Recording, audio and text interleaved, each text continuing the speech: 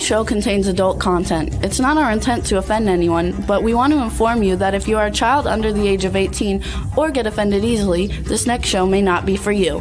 The content, opinions, and subject matter of these shows are solely the choice of your show hosts and their guests, and not those of the Entertainment Network or any affiliated stations. Any comments or inquiries should be directed to those show hosts. Thank you for listening.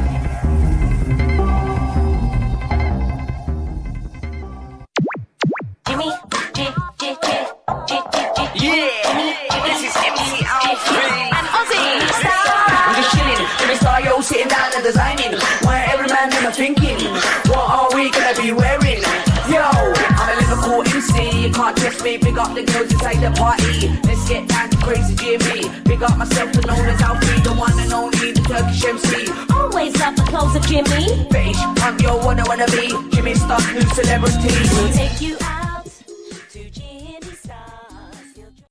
Hey ho, what's up everybody? Welcome to the Jimmy Star Show with Ron Russell, bringing you the good times in music, fashion, pop culture, and entertainment.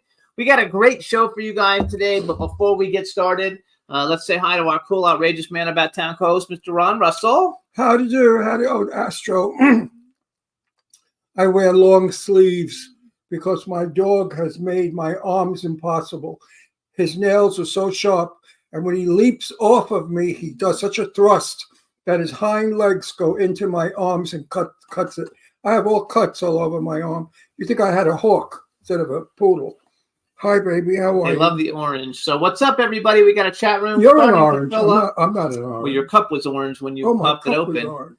So yes. we want to say hi. Stefan Bella's in the chat room. Cindy Lady Lake is in the chat room. Looks like Dawn is in the chat room. Mike from the Mike Wagner Show is in chat room. I'm not sure who else, but we had a great show for you guys today. We have actor, writer, producer Rich Goteri. I think that's how we pronounce it, coming on the show.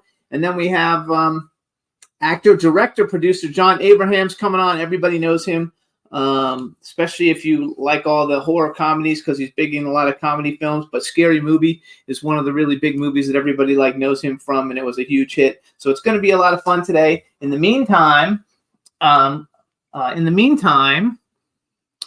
want to what? In the meantime, I am very disappointed with Audi, the Audi car company.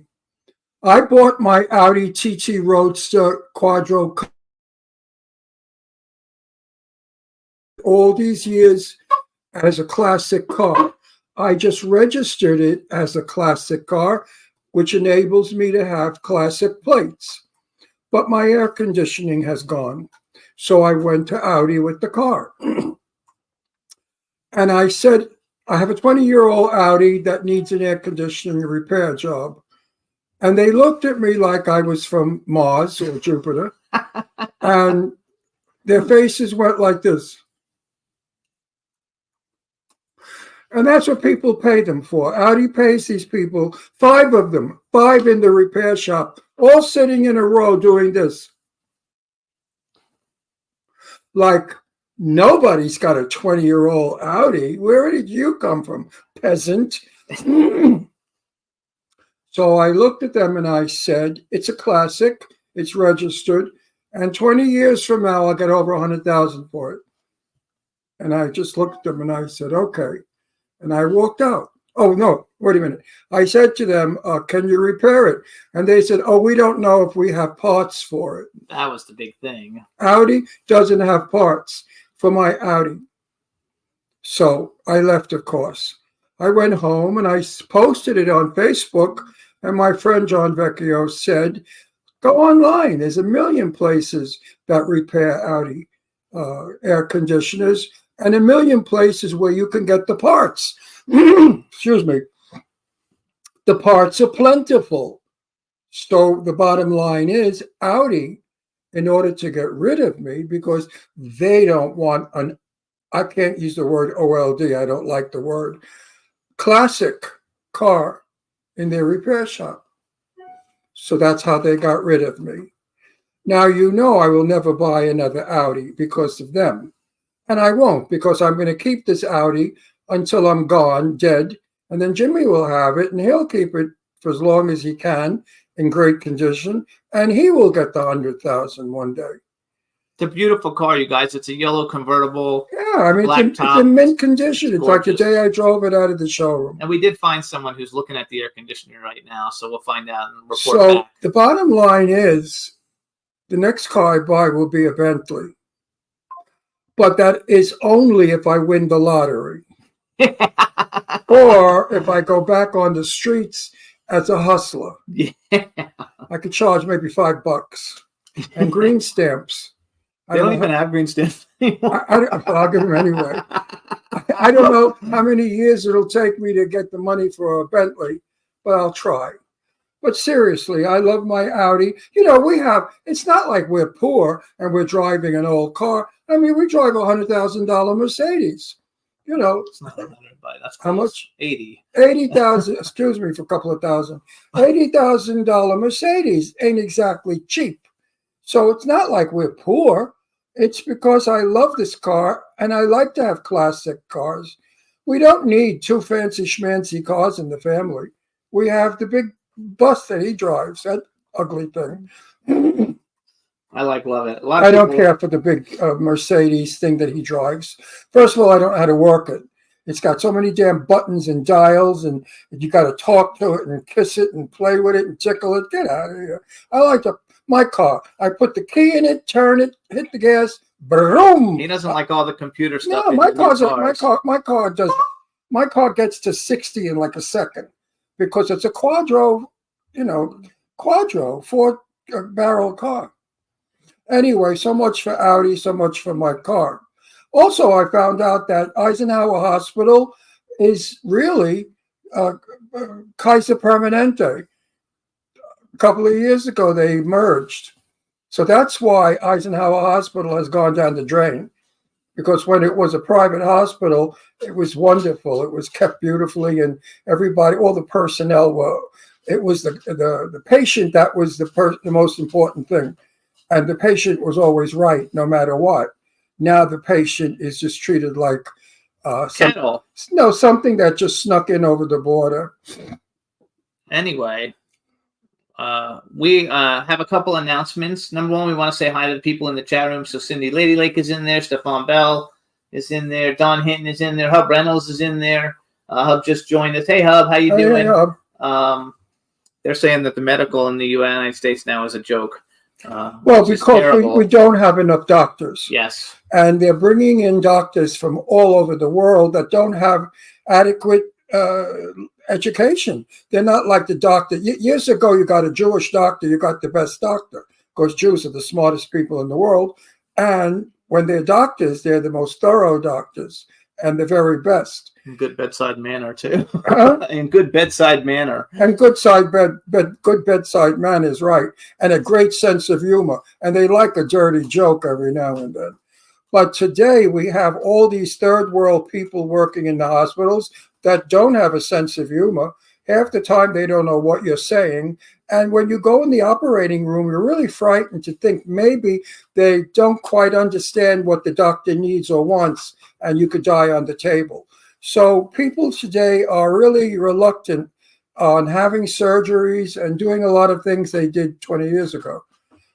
We have a problem here. We definitely need more nurses, American, and more doctors, American.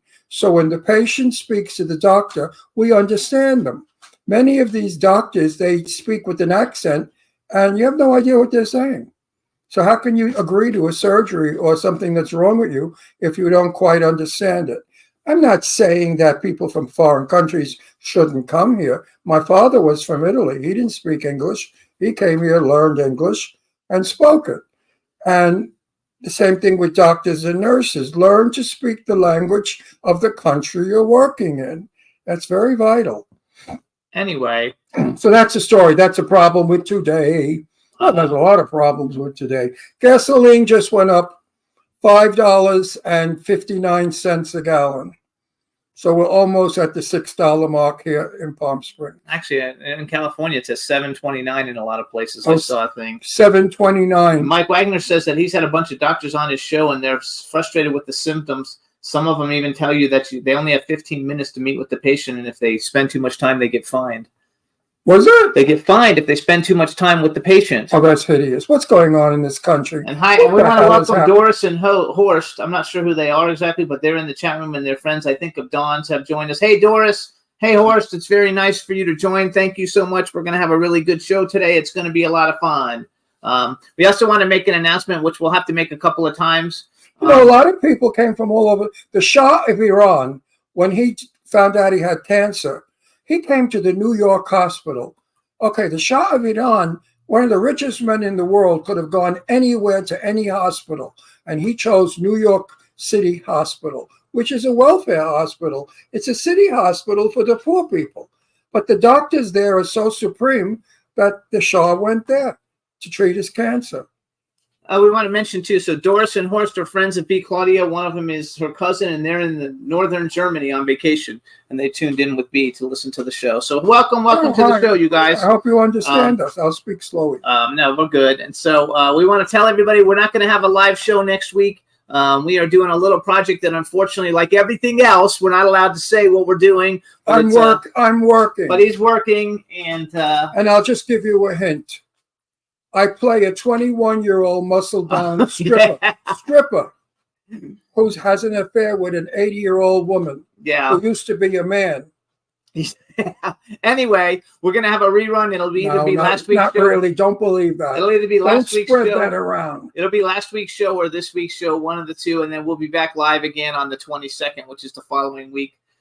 No, I'm in a movie with Jason Statham, and he plays a gay guy, and he and I are in bed together making love. Yeah, for the weekend. Yeah. All right. We want to tell everybody. We want to thank everybody for tuning into the show. You can listen to us on Red Circle, Apple Podcasts, iHeartRadio, SoundCloud, iTunes, Spotify, Amazon Music, YouTube, Google Podcasts, Radio Public, TuneIn, Pandora, and Amazon Prime. And I want to say, wait, let me finish. Okay. We would love it if you guys would listen on either Red Circle or on Apple Podcasts, because let's face it, everybody who listens here, we get paid something. So we would love to get paid. So please listen on one of those two platforms. Also, my dear friend, Julian Schlossberg has a wonderful talk show called Movie Talk. And today he is interviewing Ingrid Bergman's daughter for Mother's Day. And that is Isabella Rossellini, who I love, adore, and never miss a performance of. Not only is she a beauty, a great model, a great actress, but she's also an Italian.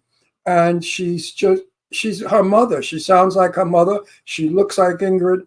So listen in, Julian Schlossberg. You guys know Julian. We've had him on the show several times. You always, did your mother teach you manners? No, but you got to speed things up. I can't speed things up. I'm 100. When people are speaking, it's rude to. Anyway, you guys know Julian. He's been on the show. He was one of our really popular shows. It's a wonderful. Do not miss the show today or any day. His show is fabulous. Where he gets his guests from and how he gets them, I don't know. But I wish I knew so I could get them as well. He gets only the top people, the most famous, important actors or people in the world. Well, he's been a producer for 50 years. Well, he is. He's one of Broadway's top producers. I mean, he's produced everything.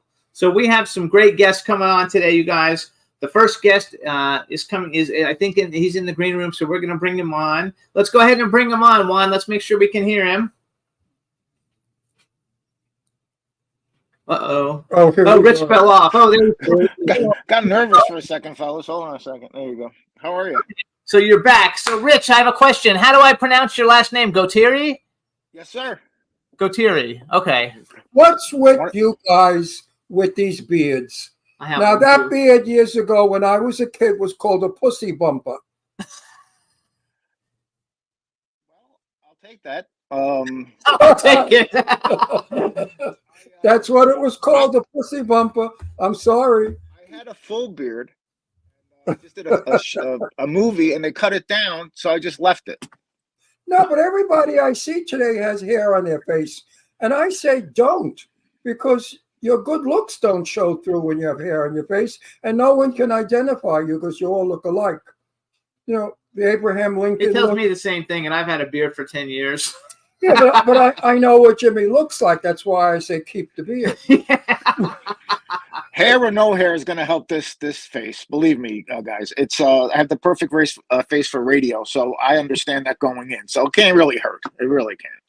All right, everybody. Now we want to welcome to the Jimmy Star Show with Ron Russell, actor, writer, and producer Rich Gotiri. Hello and welcome to the show. You're Thank you, Italian. guys.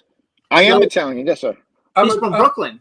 Oh, wait. This is my Oh, cool, outrageous listen. man about town co-host, Yeah, Ron Russell. Stop it. You're from Brooklyn and Italian? Let's kiss. Mm. The best people are Italian from Brooklyn. Oh, don't you agree? Of course, it's not even you can't even negotiate that. And you can't beat the Italian food or the pizza in Brooklyn or the bagels in Brooklyn. The best. When I lived in LA for a number of years, could not get a great bagel or a piece of pizza to save my life. or But I'm Chinese also food. spoiled. Or Chinese, Chinese food. You can't get Yeah. Chinese food. It The- sucks here. the pizza's like rubber, and the bagel is like Also like rubber. rubber. Everything is. They say it's the water. So I said, well, stop getting the water from the LA River and try getting it from the reservoir. So wait a second, because we're in Palm Springs. Where do you live now? I'm in Michigan right now. We have a cabin up here, and that's where I'm at right now. Oh, Okay, oh, that's cool. That's so romantic. A cabin. But in wait, Michigan. where do you actually live if you're not at the cabin? Do you live in New York or LA? I live in Detroit. Detroit. Ah, okay. Yeah, because I came here to start Second City, to work at Second City a number of years ago, and for 8 weeks, and I stayed for 10 years, and met my wife here. We had 3 children. We had to make a decision if we were going to go to New York or go back to LA. And we stayed here, and it's probably the best. When it's work, I travel, so I'm the one who hits the road to do films or TV. So it's been great. Midwest is beautiful, yeah, and close to Chicago for work also. So we have a chat room with a bunch of people filling it up. So just say hi to Still, everybody wait, in the still- chat room. Hi, chat room. How are you guys? Rich, still, it's not Brooklyn. There's no place like Brooklyn. Growing up in Brooklyn, everybody was loving and caring. The neighbors were friends. The neighborhood was safe. It was a beautiful place and a beautiful time. We live You're in from Brooklyn, Ron? I'm from Red Hook. What are you talking about? You can't That's get why I more was- Brooklyn. Can't get more Brooklyn than Red That's where Hook. you're from too, Red Hook? I was born in Methodist Hospital. I was born in Long Island Hospital. Okay. In Brooklyn, the Long Island Hospital in Flatbush, in 1940, when Brooklyn was primitive still. But I go back often just to get my accent back, because sometimes I start to sound like a Palm Springs fruit. You know, You don't want that. how they talk out here. They all talk like girls. This is how they talk, just like girls. Oh, that's hysterical. I'll never work if I talk like that, because I get hired in movies to play always New York people. Yeah, me too. Yeah, Because they of my- Midwest is very quiet compared to Brooklyn. You know, I can't tell you the last time I found a body in a trunk. I mean, none of that stuff goes on here. It's real quiet. It's very quiet, especially in the cabin. And that's a myth, because I remember Brooklyn when you could walk the streets at 4 a.m. and never worry about being anything, you know, because the people, I wouldn't worry because there was enough clubs along the way, 13th Avenue, all the mafia clubs. If I walked down and somebody jumped me, there'd be 10 guys with a gun from the club protecting or helping you. So we grew up with the doors unlocked.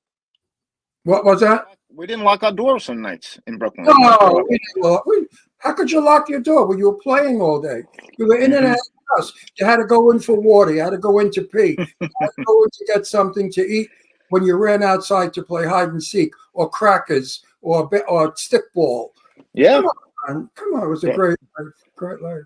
My kids grew up in. I'm sorry, I was going to say my kids grew up in the suburbs, and they haven't. I can't explain to them the way I grew up. It's to some extent you can't really explain it until you did it. So, yeah, but both my daughters were raised in suburbia, and they love my stories. And they say, "Daddy, I wish that we were around in those days."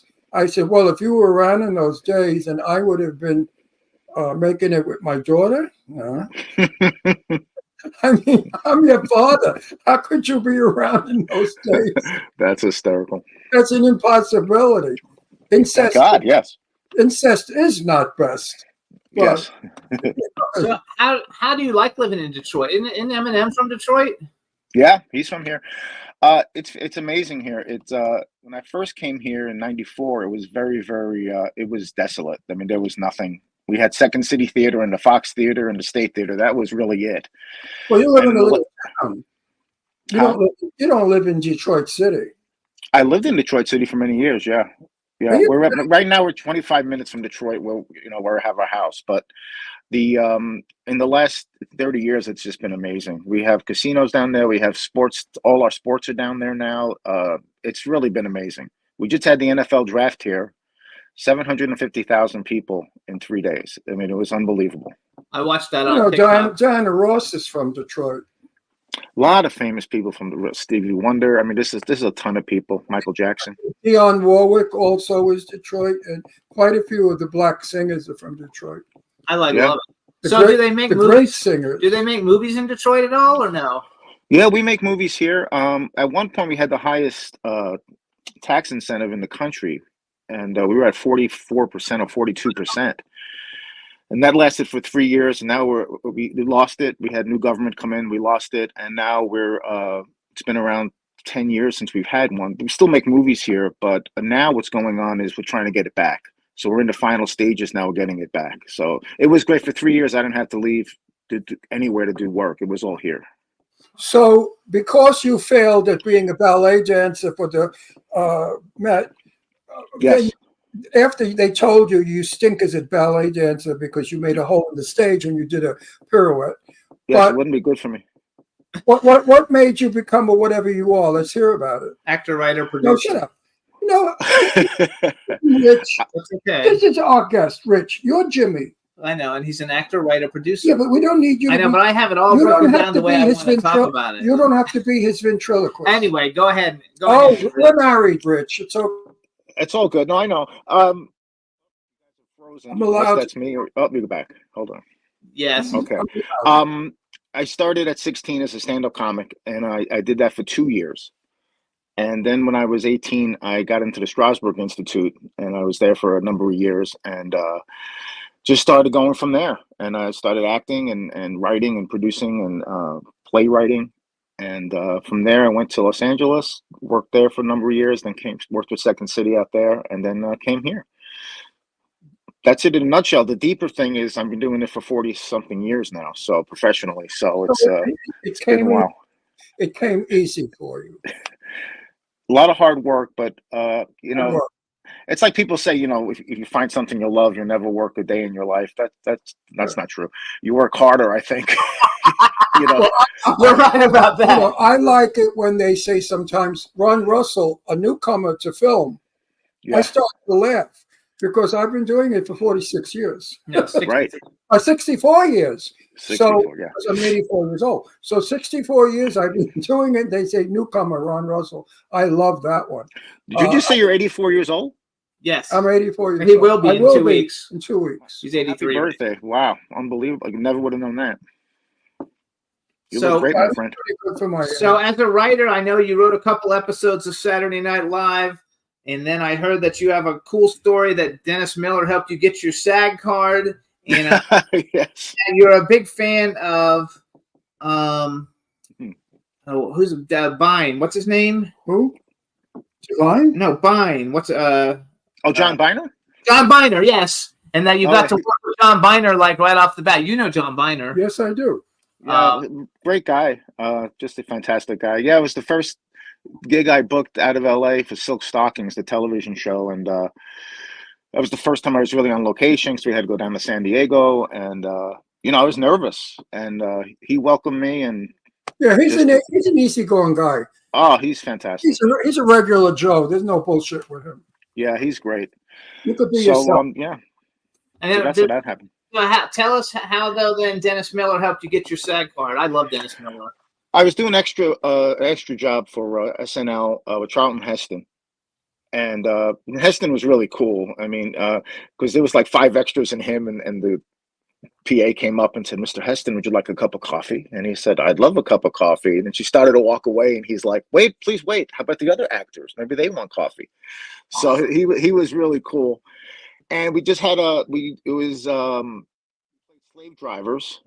He was the head slave driver. And John Lovitz had a line, but he couldn't make it because he had a quick change. So Dennis Miller just said to Lorne Michaels, why don't you give the line to the kid? And I got the line, and that's how I got in. That's how There you go. That's how it happened. Yeah. It's a sneaky way, but a good way. Hey, I'm from Brooklyn. I'll take it anyway. I I can. Ron, know. I was going to say that. I was going to say that's Brooklyn intelligence. We are taught something in Brooklyn that no one else in the world is taught, and that's street smart, and that's how to make the best of any situation. If we see a crack in the door, baby, we're going right through that crack.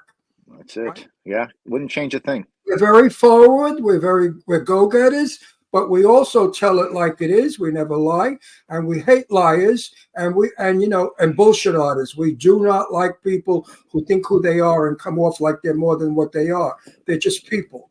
When we meet those people, we really put them in their place fast. I do anyway. Snitches get stitches. I've worked with some pretty big movie stars in my day, and a few of them I had to put in their place when they pulled that superiority shit on me. When I said to a woman, I said, the sad part is in 5 years, you're going to be in a furnished room with a cat and a canary. Nobody's going to want you. So stop it. Get off the high horse. Hey, Ron, who's your favorite actor, Ron? My favorite actor? Yeah, or actress. Who did you like growing up? Cary Grant. Yeah. And my favorite actress was Kim Novak, Sophia Loren, Marilyn Monroe, Jane Russell, who was my best friend for over 20 years. Yeah, we hung out together. Great actress. All right, let's go it the other way around. So who are yours? Well, it's a tough question. I love, my Pacinos, my De Niros, my Meryl Streeps, but my favorite actors, which you guys know who they are probably, Paul Muni. Yes. Oh, Paul Muni. Sure. And Jimmy Cagney. Something about Cagney I loved. Just the way he said, just look the other actor in the eye and tell the truth. I mean, you cannot find that guy lying in a performance. It's great. My mother was a silent movie actress, and during the Depression, Paul Muni was coming out of a theater, and my mother went over to him with a can, and she said, "Would you like to contribute money to the Spanish War?" And Paul Muni said, "What side are you on?" And my mother said, "We're communists."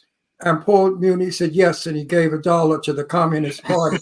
So now we know that Paul Muni was a communist. There you go. A socialist. Back in the 30s, it was called socialism. Right. Everybody was a socialist then, fighting for Social Security, medical, everything we have today. Right. My parents fought. Yeah, for sure. They were fighting. No, you're younger than I am. It can't be. You forget about that story. So hold on, I want to go out. No, I get it. I know exactly what Your you're saying. parents didn't go into depression. My parents, I'm all 20. No, not 29. They were too young. Yeah. Your parents were too young in the depression. Yeah.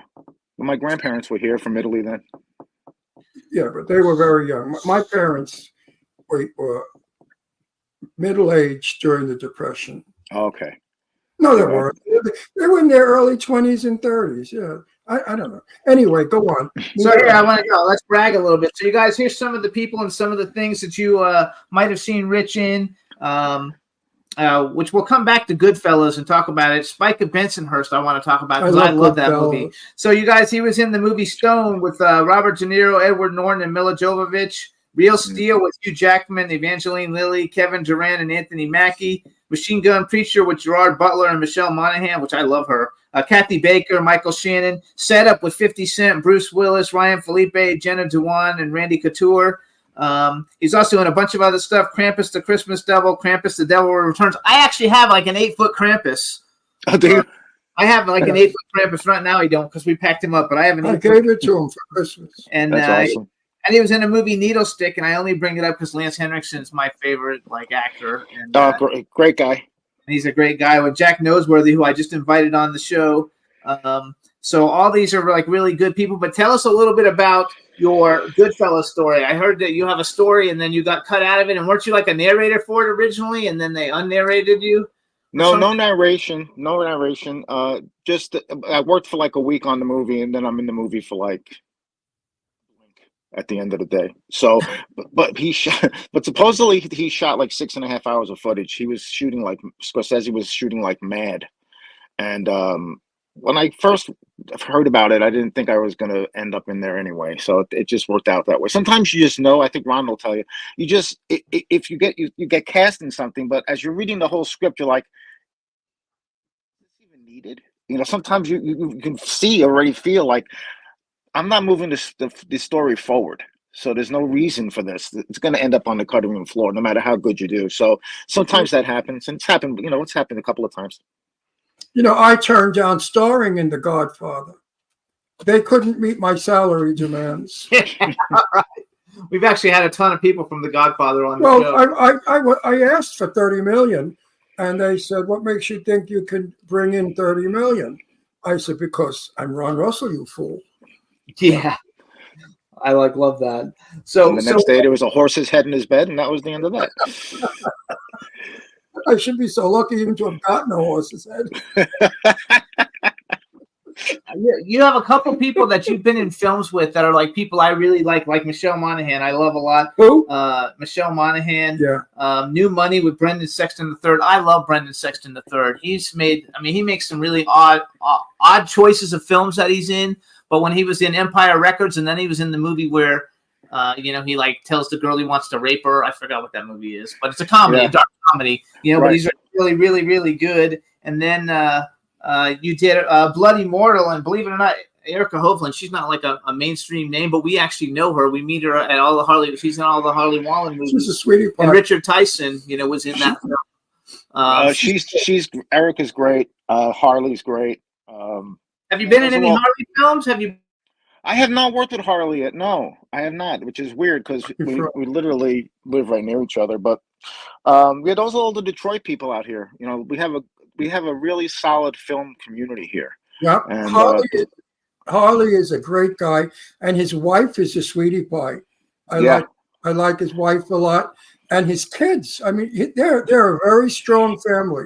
Harley raises that family very European, and he's in total control of everything. Yes. Well, he's a martial artist. He's a big wig when it comes to martial arts, and that discipline, I think, probably goes into everything he does. And he's a good director. He's a really nice guy. It's nice to see nice people make.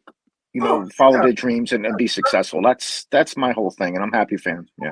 We like them. We usually go to if I don't like someone, I don't wish them. Out here. If I don't like someone, I don't wish them bad, but I don't partake in anything they do. So there are people in our business you have to avoid because they're toxic, they're poisonous. They will ruin you to get ahead. So you have to know who those mothers are. And avoid them. So how was Spike of Bensonhurst? So like those are the kind of movies I like. That's like the Lords of Flatbush and like the things that I like. The best Italian bread, Bensonhurst. Bensonhurst.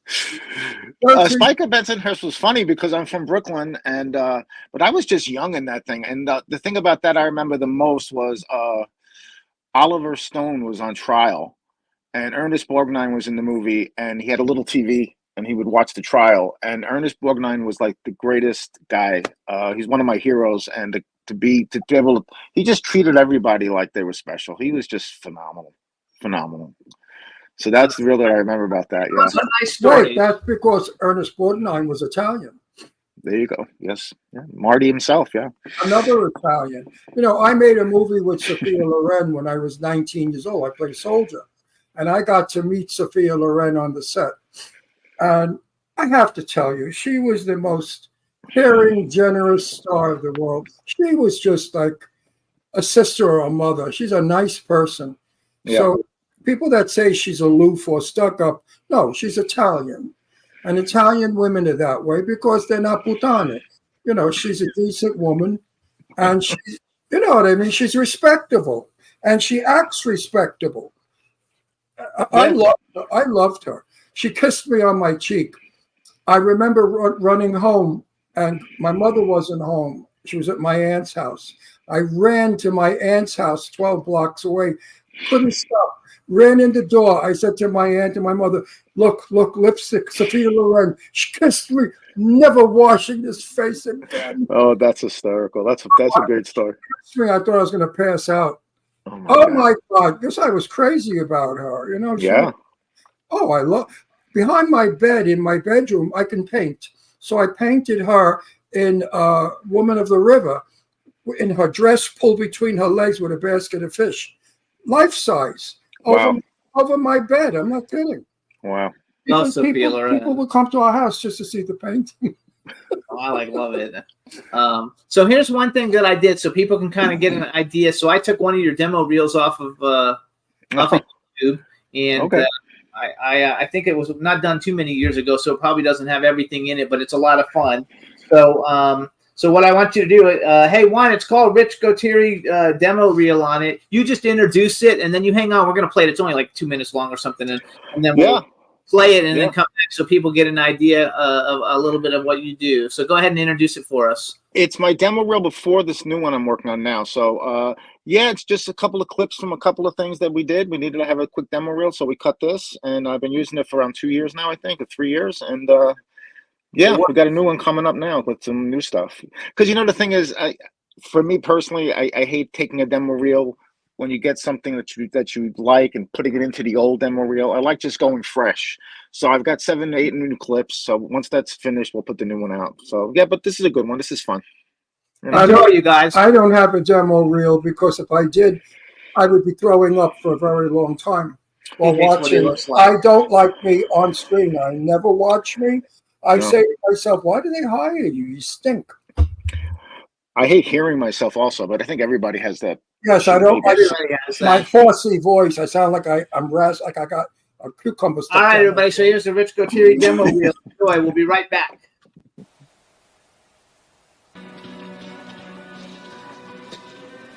You know why we're here, John? Yeah, I know. That's the kid you wanted to see. Consider him delivered.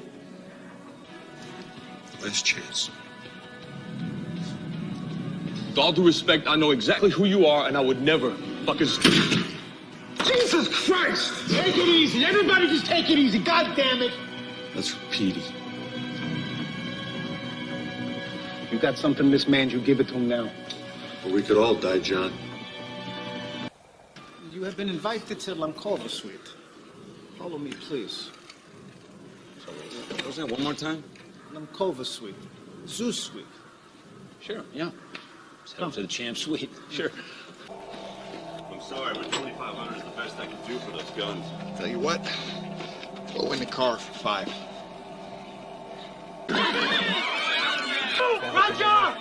Roger! Please, Roger! Please, tell my sick kid! He loves my hair is black. Sure. You just put your X on the boat, please. Push your X. Oh, God. Thank you. Hey, thank you. We love you. We love you. Hey, hold on a second. An X? What am I, fucking stupid? Fuck you, Maris. Fuck you. Greason, what's up? We've been to chow in 2 days. You got to call out to go to medical. Get dressed.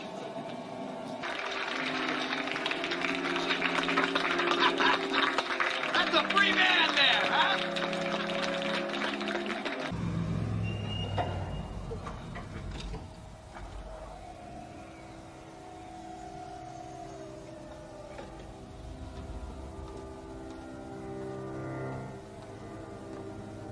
Christ.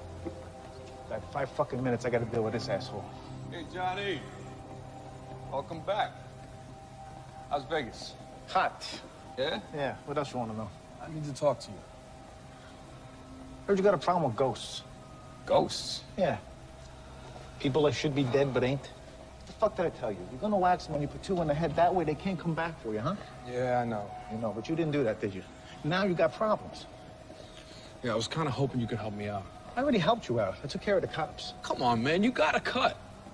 For protection. I ain't going to war for you, kid. Ford Explorer pulls up. Black guy gets out. Then I see a caddy.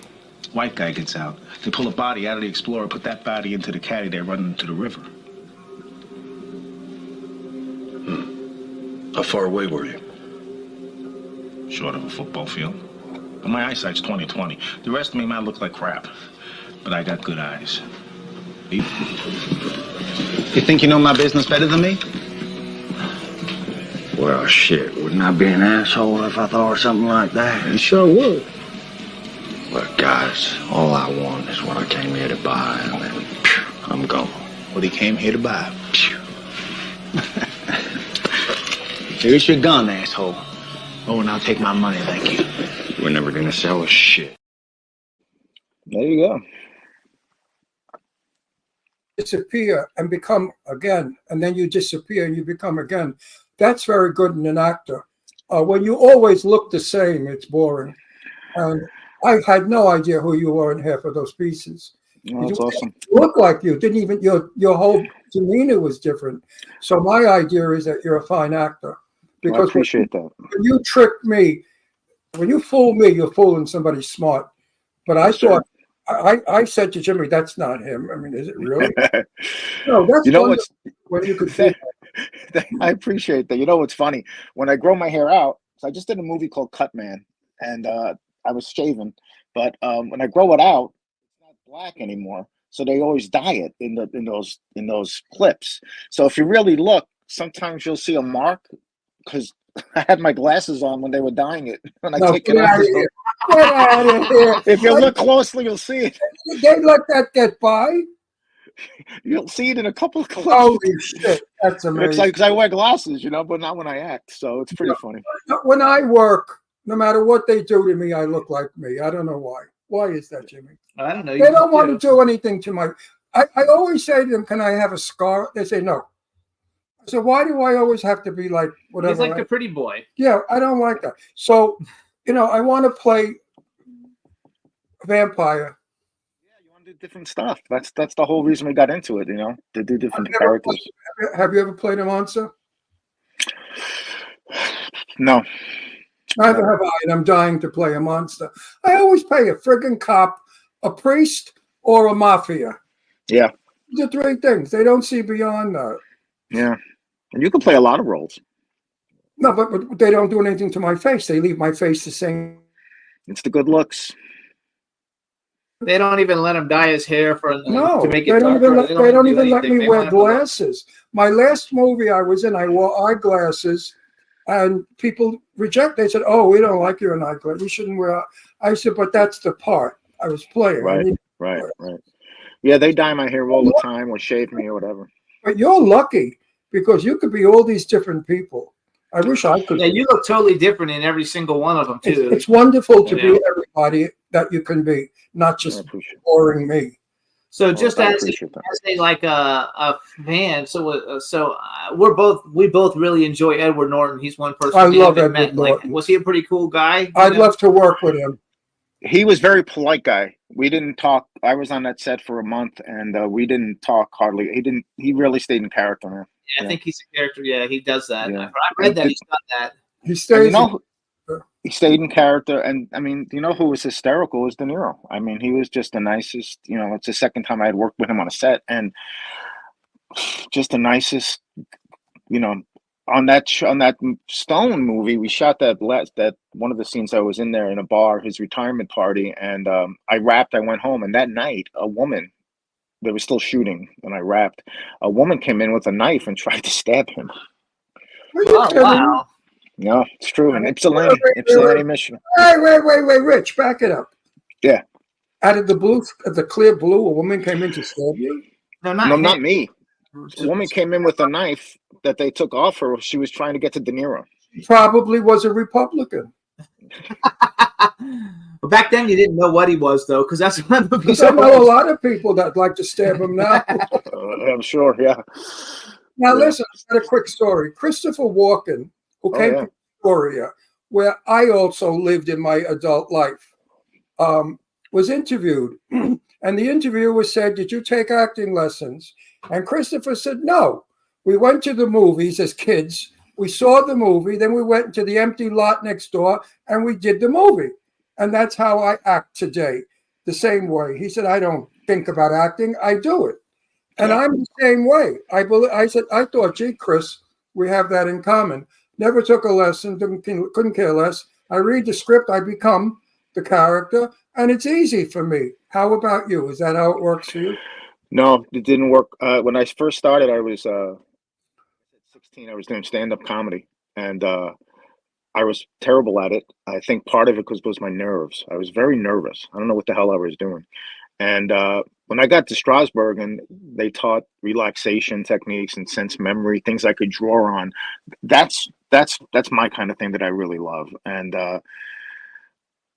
then improv, when I started with Second City, that was another changing, a big changing moment in my life, because you go from the discipline of method acting to the freedom of improv, creating characters in 10 seconds.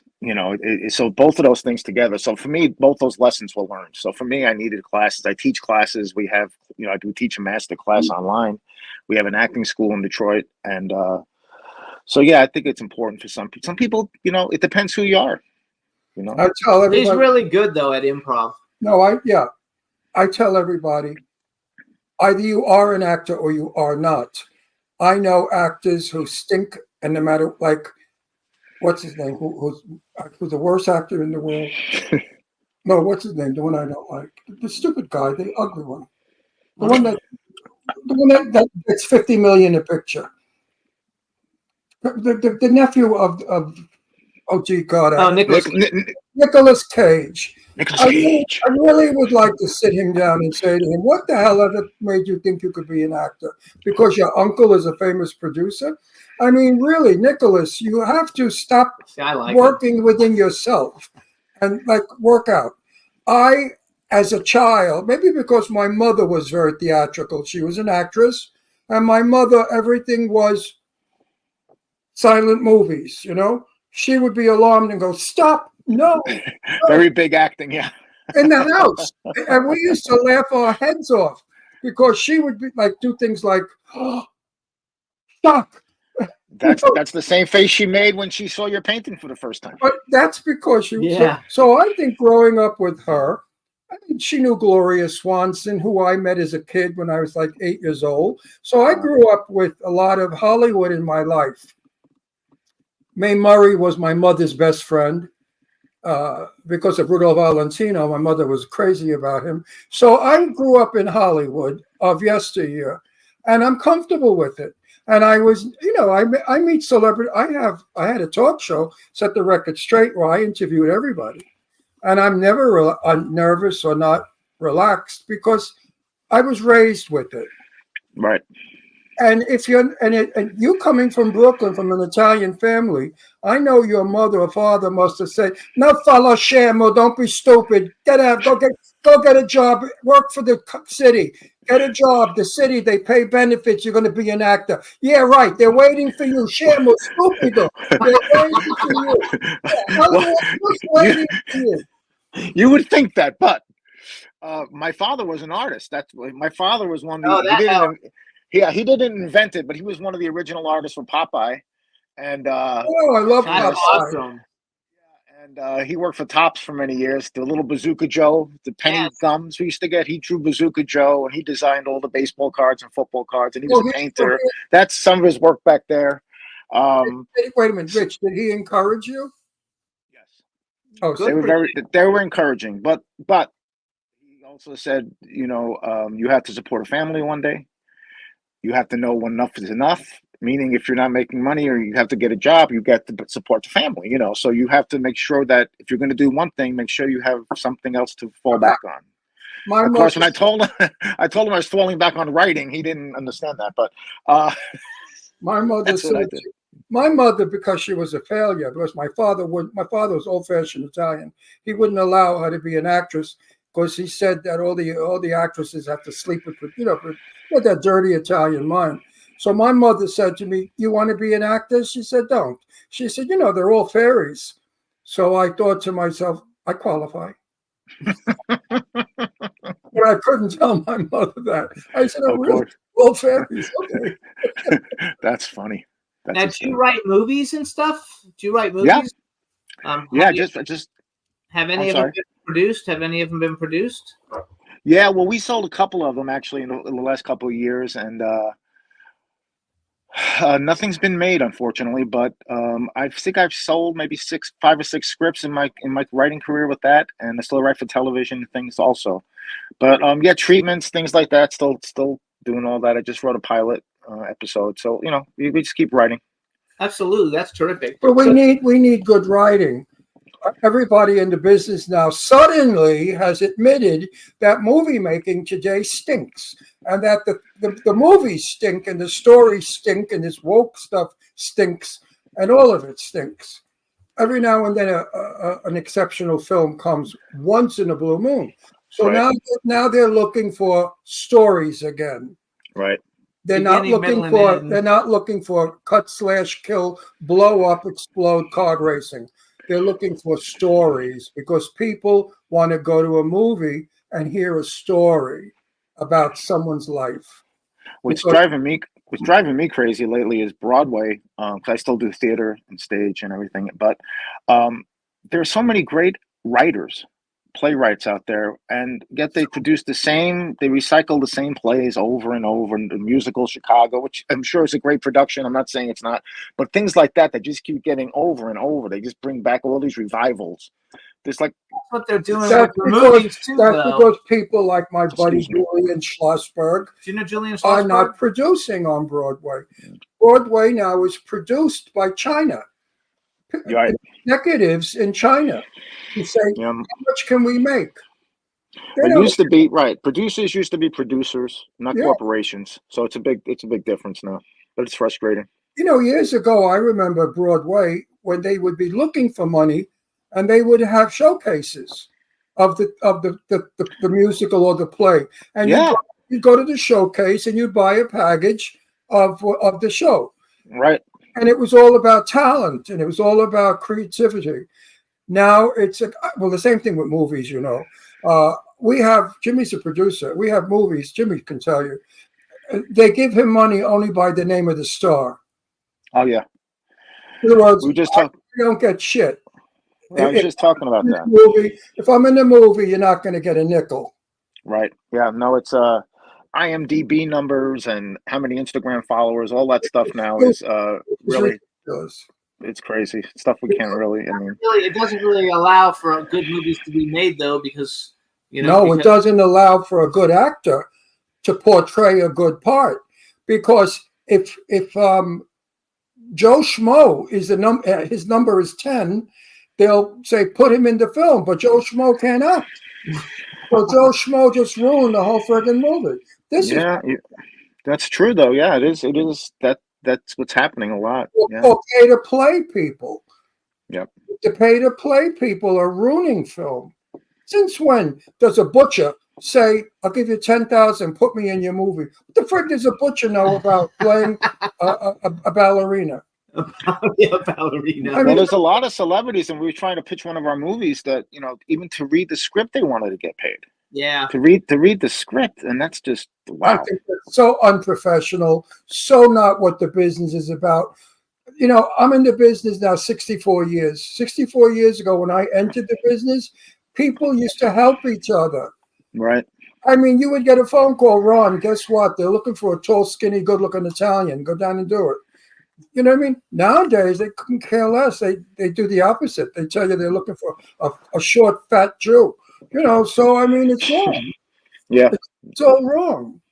I think probably a lot of it too now is just this whole the money is it's very hard for actors to make a living. 92% of the union actors, they make under $10,000 a year. I mean, that's I have no problem that's with crazy. No, I have no problem with that because I never worked for anything under 14 million. Yeah, right. And that's I heard that. only for 3 days' work. So I worked for 3 days for 14 million. When I worked with Bruce Willis on setup, he worked. I think he worked 4 days or 5 days. I think it was like $6 million or something. It was ridiculous. Well, you know why I say all this? Because they say if you put it out there, it happens. We're manifesting, baby. Yes, we're manifesting. So, Rich, let's together. We get 15 million a movie. It's out there.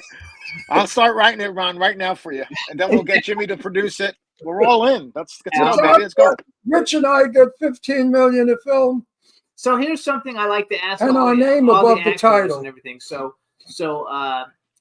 bucket list, because you've already worked with a lot of people, male and female actor that you have not worked with that you think would be fun to work with, and it could be living or dead. And then if you could have ever been in any movie ever made in history, old, new, whatever movie, what movie would you have liked to have been in? The first question is Meryl Streep. Okay, with the Meryl Streep. Everybody picks Meryl Streep. I love her. I just do. I she's What do you wonderful. love? What do you love about her? The fact that everybody loves her? That she's a No, I loved her when she was on stage in New York. I mean, I loved her back then. Just a great. Talk about characters, creating characters, being different. Like De Niro used to do in the 70s. He was constantly changing his looks and changing his thing. For me, that's what it's about. And they asked him recently about that. He said, "I don't have the time to do it. I can't go to Italy to learn Italian for Godfather 2." Now he sends people to do these things, and they bring it back to him, and that's how he learns it. But I thought Meryl Streep was great. Is still great. So many people I haven't worked with, I love to work with. But the movie I wish I probably was in was, I'm gonna have to say, The Roaring '20s with James Cagney. You're kidding. Wow, that's cool. You're kidding. I know that film well. Yeah, I love that movie. I'm trying to think what part you could play. Probably him. James got to go. It's got to be me. I didn't say I want to work with him, and then I'm gonna. Yeah. Yeah. I mean, I know that you could. There's a lot of gangsters in that. So there are a lot of parts. That's a cool pick, though. Nobody's ever picked that. A lot of people pick Meryl Streep, but nobody's ever But picked you know that. what? Meryl Streep is a fine actress, but there is an actress far better than her, and she's a new actress, and I love her to death. And if you watch her work, you will agree with me. No one changes character like she does. She played Lady Mary in Downton Abbey. Her name is Michelle Dockery. And she not only played the great lady, but she's played a Western woman. She played in a TV series where she was, grab this, a prostitute, a drug addict, a kleptomaniac, a thief, a murderer, a liar, a swindler, and constantly kept changing blonde wigs, red wigs, black wigs, her persona. This series was so wonderful. It only went three seasons. And what was something behavior? It was called something behavior, but it was a great. It was on. I have never TNT, I've seen great performances by great actresses. Enough in my life. Yes. From Betty Davis to everybody. He knew Betty Davis. I knew Betty, but Michelle Dockery. I'm writing it down right now. By far, I am dying to work with her. Jimmy's been trying to reach her. We can't get to her. She's very quiet. She's not out there, throwing herself all over. She's British? Yes. English. And beautiful, beautiful, beautiful girl. She was in like The Men. She's in a bunch of stuff. But her work does not stop. She captivates you. She entrances you. You only want to look at her more. She has the quality that Betty Davis had, that Meryl Streep has. That's it. Michelle Dockery is definitely. I'm looking for the TV series. Michelle, you have to watch this TV series. Yeah, I definitely. If you guys give me the She is such a son of a bitch. You cannot believe this woman, what she does and how she does it. And mean and thoughtless and cold and loving and wonderful. Just brilliant. Her performance should have gotten an Emmy. I don't know why I don't see it. It's called actually. What is it called? Oh, she was in Nonstop, but our next guest was in Nonstop. Okay, she was. Anyway, I want to work with. She was in the movie The Gentleman. But what's that TV series? It's called like Disturbing Behavior or something behavior. Disturbing. I'll find it. I got her name. That sounds excellent. I'm always looking. Something behavior. Good behavior. Good behavior. Good behavior. And it was truthfully, start watching it. You will watch the whole entire.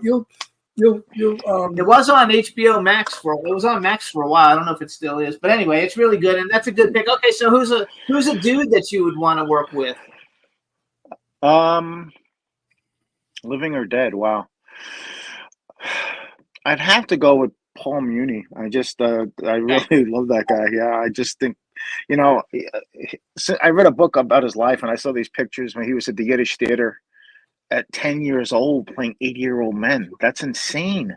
That's There's a picture of him. I have a picture of him in full Jewish garb, and he's wearing roller skates in between shows. His best performance was when he played Maximilian. Did he play in Mexico? No, he didn't play Maximilian. He played the other one. Angel on My Shoulder. No, Sabati. He played Sabati. Oh, yeah. He's done some good. Louis Pastor. Yeah. He played Sabati, the president of Mexico during the war. And he was brilliant and really outstanding. Stone. Fierce. He made a lot of movies. Oh, God, yes. Somebody came from Jewish theater that were wonderful. Paul Lucas, if you know who he is, Jewish theater. Yeah. Yiddish theater. Great actors. We have had some great actors in our time. We have. Really great actors. Who I watch and study. Excuse me. So real quick. Yes. You can follow Rich on Instagram. He's at Rich Goteri, RichGoteri. He also has Goteri Creative Arts, which is your acting school. We only have about 3 or 4 minutes. Tell us about your acting school real quick, and let's give it a plug. Yeah, thanks.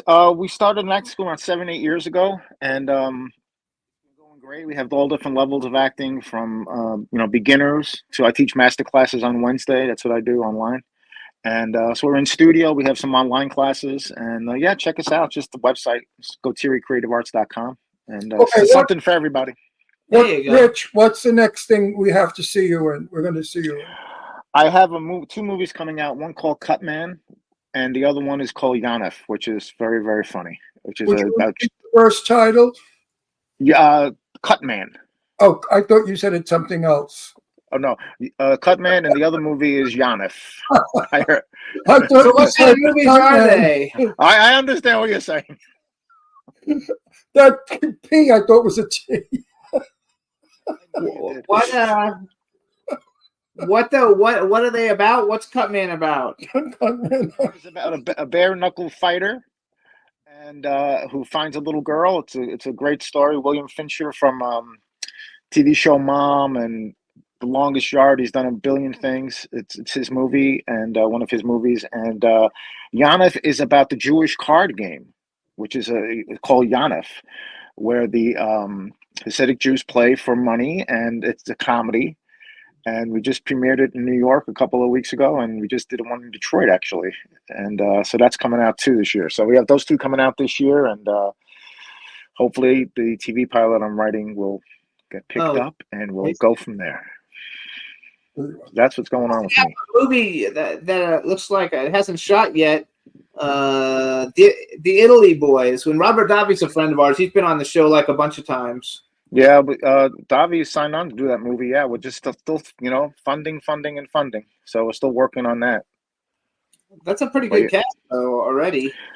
Well, some of them have passed because it's been a number of years, honestly. But we're still pushing. We're still pushing it, and it's a really good film. It really is. We're a little happy with it.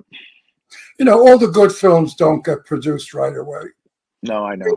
The money people look at the deck, and they immediately go for the star. Yep. To see who he is, and then they go for the budget to see what that is. Yeah. And that's how they decide on a film. They never read a script. The synopsis usually is very weak. How much can you put in a synopsis about a movie?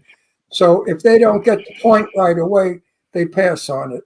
So you're not dealing with movie people. You're dealing with foreign money people.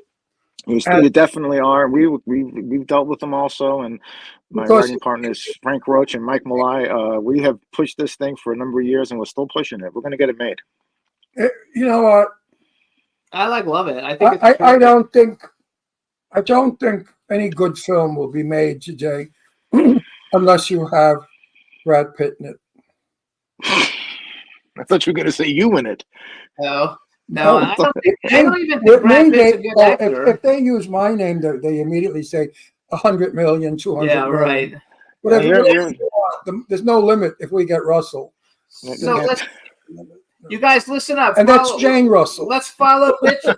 Follow Rich on Instagram. If you need acting classes, you got GoTerryCreativeArts.com.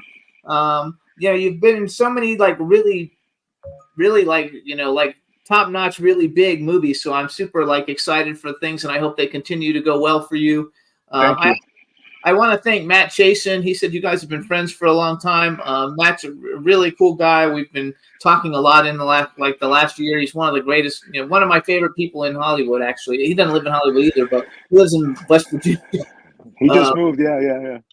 But he's really one of the greatest guys, and some of his friends that he's brought on the show have been terrific, and you've been terrific. So we want to thank you for coming on the show. You're a Thank very you, guy. I really appreciate you guys. Next time I see you without the beard or the pussy bumper, we'll see. One or the other. I want to see what you look like again, like that. You're a metamorphosis. He is a metamorphosis. So we want to thank you. We want to thank you for coming on the show. Congratulations You know what? for Wait a everything minute. you You got know going what? on. Because you have this talent, did you ever think of robbing a bank? I am in the witness protection program up here, so I can't get into that. But no, I'm kidding. I'm looking for somebody to help me rob a bank. And Jimmy said he would do it. No, Jimmy's too mamby-pamby. I need a tough guy. I'm not from really Brooklyn. good in prison. I need a good guy, a good Brooklyn guy, and somebody who keeps changing faces. All right, call me. We'll do something. Okay, we can rob a bank. We'll get you that 100 million. Good luck One with way or the other. If we rob the bank, we could finance our movies. Hey, good luck with everything. Thank you so much for coming on. And Yeah, we'll have Rich, you, and when the guy. films start coming out, let us know. We'll bring you back. You're a good guy, Thank you, Rich. Ron. You guys are too. Thank you so much. Thank you. Ciao, Bye-bye. Bello. Ciao, Bello. Bye. Ciao. Ciao, ciao. Yay! Very cool See, guy. I like people like that. That's a nice guy. Absolutely. So you don't have to be a stuck-up crap to be in this business. Why they get that way, I'll never know. That's Why okay. actors become like beyond reproach. So real quick, you guys, we're going to play a quick music break. We're going to do the live acoustic version of Emblem 3 Sunset Boulevard because I like them and they were a great guest on the show. And then we're going to be back with John Abraham. So take it away. Oh, yeah, the sauce? Hon. Oh, That shit will kill you.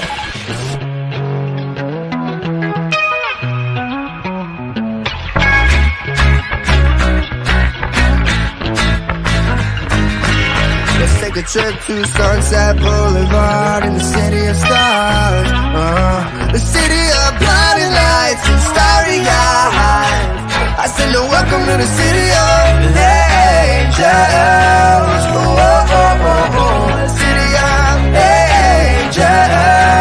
Oh, oh, oh, oh, oh. Yeah. I love my women like I love my juice. Naked, all natural, no preservatives or fakeness. I like my ladies like I like my Brady's and bunches. Got the six-pack, I ain't talking about the crunches. Hit it till I quit it like Tyson's punches. That's how you gotta rock if you wanna punch it.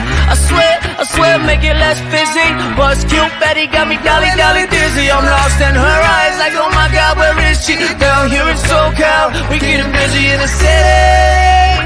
Getting busy in the city. Let's take a trip through Sunset Boulevard in the city of stars. Yeah, city of blinding lights and starry eyes. I said, no, welcome to the city of angels. Oh, oh, oh, oh. City of angels. Oh, oh, oh, oh, oh. A bright future reflects off my aviators. Here's a peace sign going out to all my haters. High five, keep done, no hurt hand when we get samples at Yogurt Land. And we chill smooth, talk about Betty Blumby.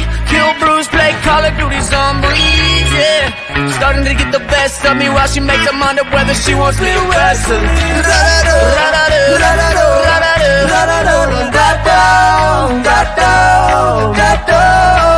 Let's take a trip through Sunset Boulevard in the city of stars.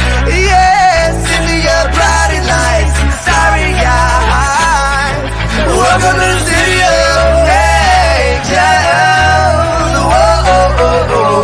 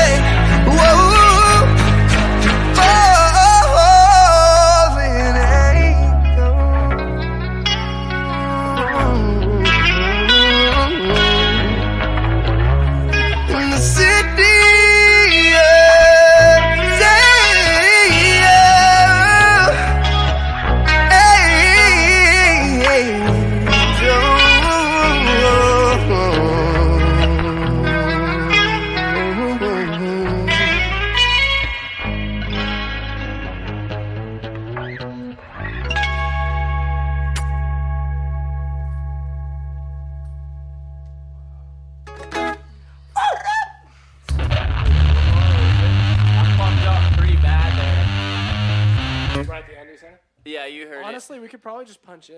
I don't mind. Just Hey, everybody. So that was Emblem 3. They were great on the show. I think we were a little too much for them, but they had a good time anyway, and the show got lots of plays. And now we're going to bring on our next guest. Let's bring him on in, Juan. Hey, John, how you doing? Hey, how you doing, guys? Good. Oh, good. We can hear you. All right, everybody. Now we want to welcome. Stop. Go no further. What? You worked with Michelle Dockery? Dockery. Yes, I did. I We have to can't. introduce him. You can't ask him a question. I can't wait. That's his favorite actress. She's my favorite actress. I only want to work with her before I die. From Downton Abbey? Yes. I want to work with her in anything. I want it when we get there. I want to hear all Okay, about hold on. her. No, we're going to go back. All right, everybody. Now we want to welcome to the Jimmy Star Show with Ron Russell, actor, director, producer John Abrahams. Hello and welcome to the show. Yay! And director John New. This is my cool, outrageous man about town co-host Ron Russell. What's up, Ron? Yes, hi. And then we have a chat room full of people, so say hi to everybody in the chat room. Hey, chat room. All right, and before we do anything, Before we do anything, I have something I have to do. I have to just quiet. This is an important bulletin. All you women out there, be sure the batteries in your vibrator are new with this interview, because this guy is so damn handsome and sexy. Oh, and, come on. You're gonna blow your batteries. You're making me blush. Okay, good. So real quick, I have to do a plug because you're going to be at Rocky Mountain Nightmares. Tommy Brunswick is a good friend of ours. And, Yes. And you're going to be there this weekend in Denver, Colorado, you guys. So not only is John Abrahams going to be there, but a whole bunch of are there other scary movie people going to be there, or who else is? Do you know? Yeah, so I'm going to be there with my scary movie alum, Lachlan Monroe, Dave Sheridan. Oh, a good friend of ours. He's been on the show like 10 times. Ron did a movie with him. Yeah, when you see Dave, tell him we said hi. Tell him I sent him a hug. I love that guy. I'm going to give him a hug. Yeah, he's I'm gonna great. Give him a big hug from you, Ron. There you go. Dave is a doll of a guy. Oh, he's the best. I love him, and I love Tommy Brunswick. I did Motor City Nightmares for her a few years ago, and it was great. And I'm looking forward to this weekend. She sent me a little message and she said, "Can I get somebody from the show to come on your show this weekend?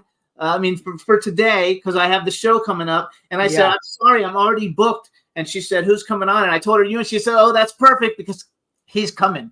That's he's great. coming to sign autographs. So it worked out perfect, and we love her to death. Okay, so Yeah. now let's get to my segment. And shout out to Dan the Man as well. Yes, What? Dan the Man. What?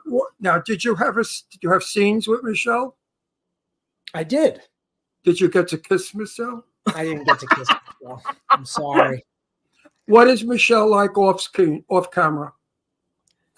She's exactly like she is on camera. Very poised and careful and lovely to be around. She was awesome. Have you ever seen her in Good Behavior?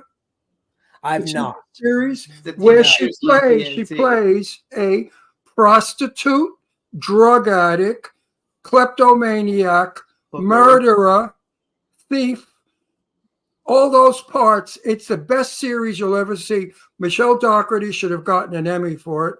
Her performance, she wore blonde wigs, red wigs, black wigs. Yeah, I remember. I gotta check it out. Sounds Yeah. like my kind of girl. Oh No, my it's God, was that terrific. the best series? And it did 3 and it never came back. Anyway, enough about her. Okay, so now I'm going to you. So number one, we want to welcome you to the show. You have such an incredible body of work, and I think I noticed that now Tommy you're, has an incredible body also. and that you're a director. You're directing now also. Yes. Because I noticed, and I actually have it. We're going to play it for people while you're on the show. I took the trailer from Clover with Erica Christensen, Jake Weber, Johnny Messner, Chaz Palminteri, Ron Perlman, and you acted in it and you directed in it. And how many movies have you directed? 3 to date. Okay. 3. I sort of jumped into that about 10 years ago, and my first is called All at Once. Some of those same people that are in Clover are in All at Once because, making movies. That's is right. always the best when you do it with your friends. And Yes. My second is Clover, obviously, and then my third is called Exploited, which is a horror film, and that came out in 2022. So do you like horror movies? Because I love horror movies. I wanted to be a makeup effects person when I was a kid, and my dad used to take me to all the New York Fangoria conventions, and I would follow Tom Savini around and go hear Dick Smith talk and all that kind of stuff. And so I love horror films from an early age. One of the first films I ever saw in a theater was Creepshow. Great film. Yeah. Great film. Tom Savini's been on the show a bunch of times. And so I actually started, Ron's been on the show with me 11 years now because we've been married for 11 years, but I started it 16 years ago, and I was a celebrity clothing designer. And the way I built it is I would go to conventions and take clothes and give them to everybody. And we'd become friends, and that's how we would get them on the show. And we had like Lance Henriksen and Malcolm McDowell and all these people. So I love it. And I'm a big horror movie fan, and I think that you guys, when you did remix of House of Wax, when they redid it, I think it was great. I don't know if the critics loved it, but I actually thought it was a great movie. It was terrific, and it had an A-list. I mean, it had a really good cast. Yeah, 2 days ago was the 19th anniversary of House of Wax. Oh my God, has it already been 19 years? No, you're kidding me. 19 years. So we got a big one coming up next year. Oh my God, I can't believe it's been 19 years.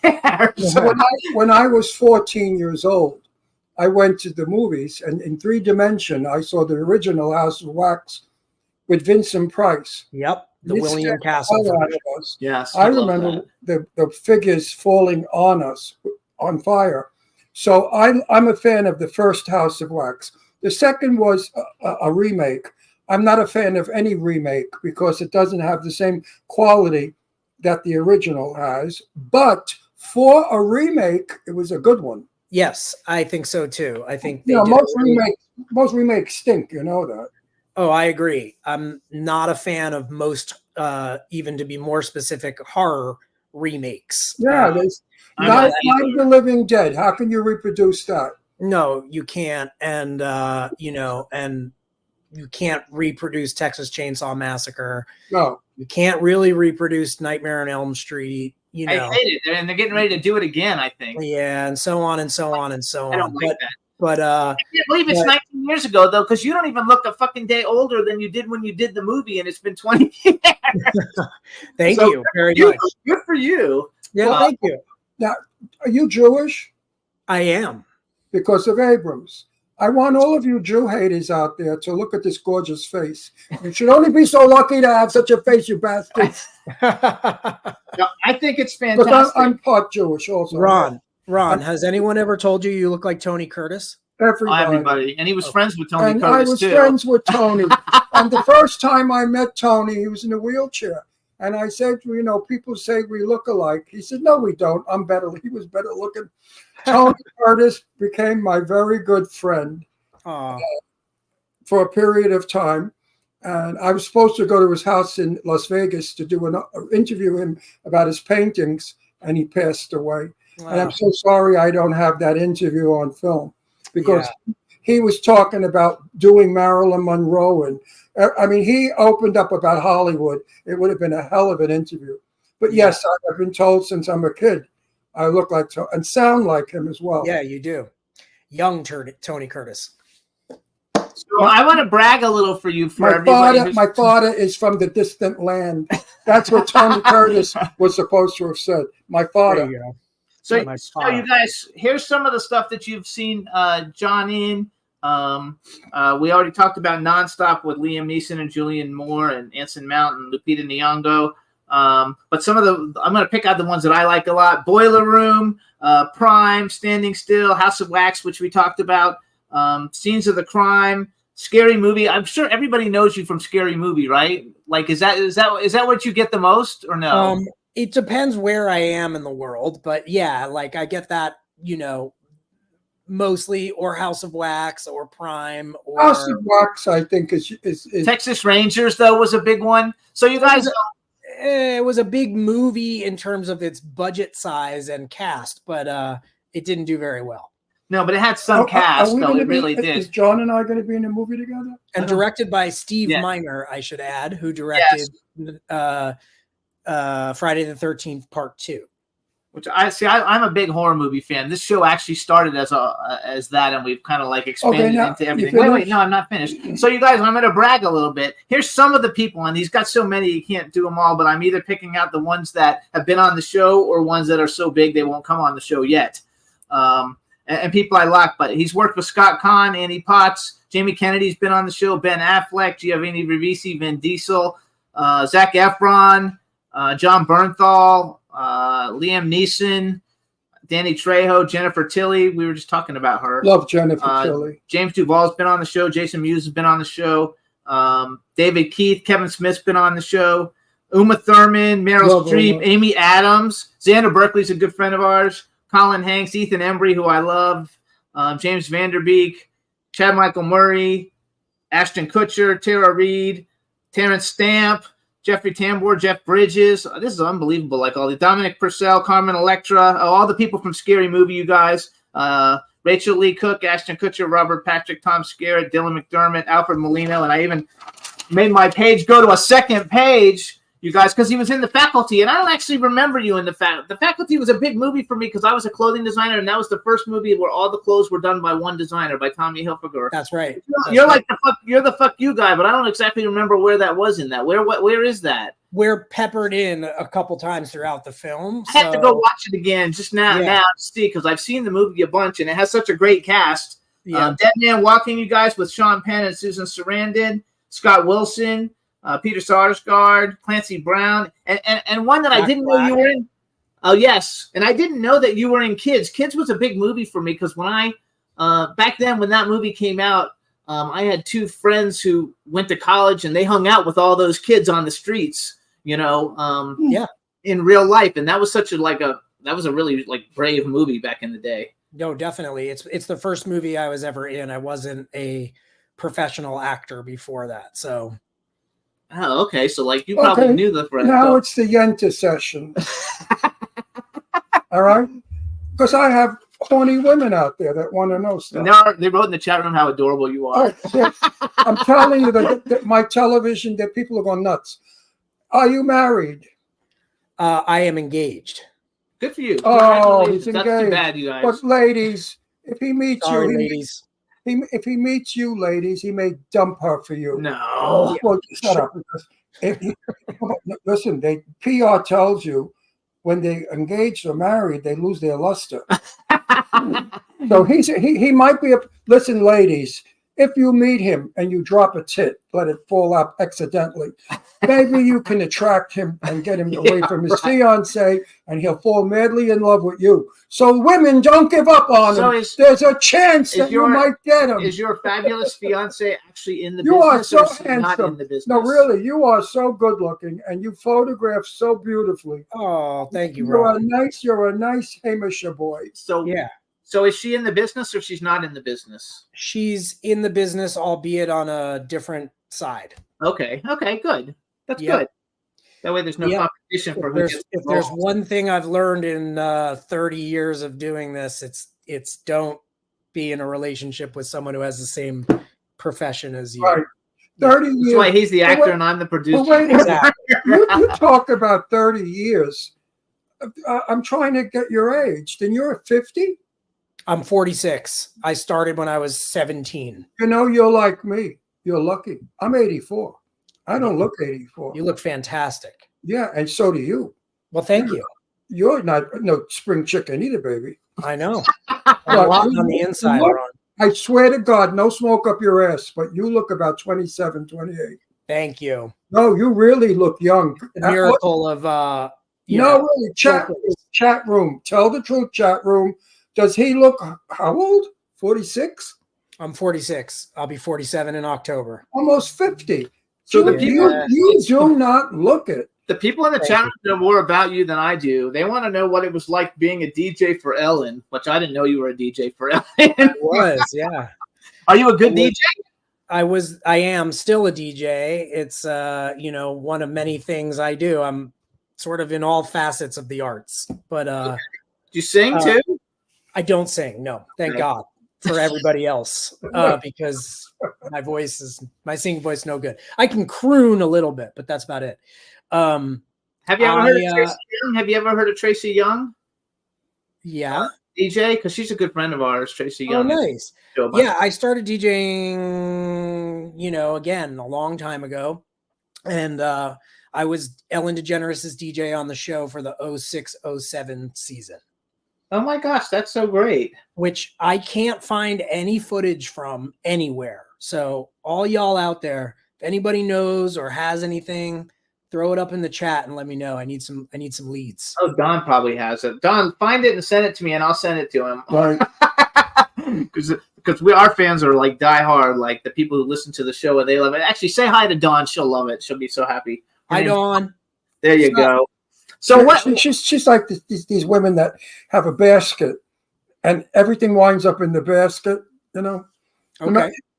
If you want your diapers when you were 2, she's got your diapers in that basket. Oh, she's fabulous. She's got everybody's everything. Dawn collects everything. She's fabulous. So it's fantastic. And she said when you weren't on Ellen, she was. Where are you from originally, John? I'm from New York City, New York. Born me too. We're in New York. Downtown Manhattan. I grew up in Tribeca. Oh, I know Tribeca well. Hung out. What about you, Ron? Where are you from? I'm going to guess. I was going to say, where in Brooklyn? Red Hook. Red Hook. Yeah, right over the bridge. I hung out in the village all my life. We had the best gay bars down in Tribeca, and also on the other side, the west side. Wait, do you live? Where do you live now? Do you live on the East Coast or the West Coast? I live in both, but more LA. Okay, we're in Palm Springs. So yeah, we're in LA a lot. nice. You know what? I'm here. I've been in California forever, and I'm still not a Californian.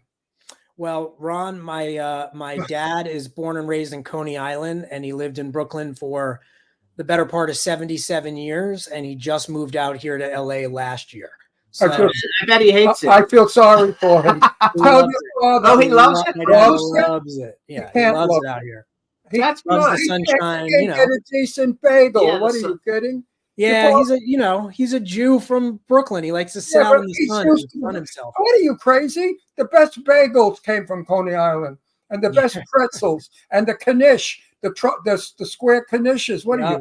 Where did you go to the saltwater thing? Where did you go to school in New York City? Did you go to York Prep?